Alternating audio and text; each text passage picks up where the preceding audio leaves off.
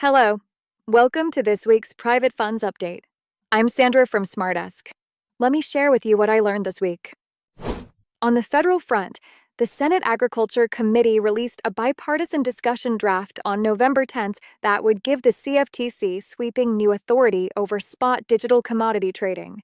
Senators Boozman and Booker's proposal builds on the House-passed Clarity Act and works in tandem with the Senate Banking Committee's draft covering SEC jurisdiction. The key provisions establish a comprehensive registration regime for digital commodity exchanges, brokers, and dealers. The CFTC would oversee consumer protection rules, segregation of customer funds, and listing standards to prevent market manipulation.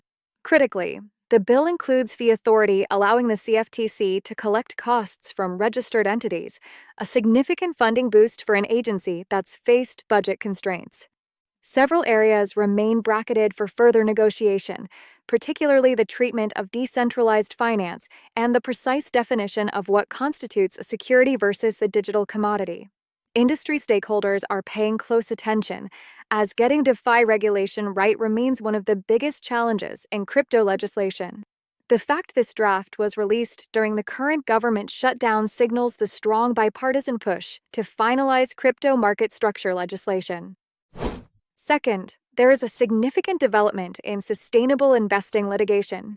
Following a bench trial in Texas federal court that found a breach of fiduciary duty in a 401k plan's ESG-focused investments, the court nonetheless denied all monetary damages nearly 10 months later. Judge O'Connor concluded the plaintiff class failed to establish actual monetary losses to the plan. This is a game-changer for ESG litigation. Despite winning on liability, the plaintiff class and their attorneys received no financial recovery. Without the incentive of substantial damages awards, we're likely to see far fewer future cases challenging ESG-focused pension plan investments. The decision also comes as SEC Chairman Atkins has been actively discouraging ESG shareholder proposals, suggesting companies can exclude them from proxy materials. Third, new recently introduced Senate bill could have major implications for U.S.-Canadian business arrangements. The so-called Hire Act would impose a 25% excise tax on certain outsourcing payments made by U.S. entities to foreign persons when the services benefit U.S. consumers. The bill would also deny U.S. tax deductions for such payments. The scope remains uncertain, but the language suggests intercompany licensing and service arrangements between U.S. companies and their Canadian subsidiaries or affiliates could be caught. The bill hasn't advanced due to the government shutdown, but Canadian companies engaged in cross-border arrangements should monitor this closely. Lastly, as a reminder, California has enacted sweeping new restrictions on private equity investment in healthcare, with two major bills taking effect January 1, 2026. Assembly Bill 1415 expands the state's transaction review regime, now requiring pre-closing filings from private equity groups, hedge funds, and management services organizations entering healthcare deals. This isn't just about healthcare entities anymore.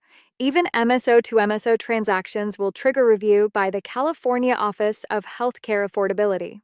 Senate Bill 351 takes this further by codifying the state's corporate practice of medicine doctrine.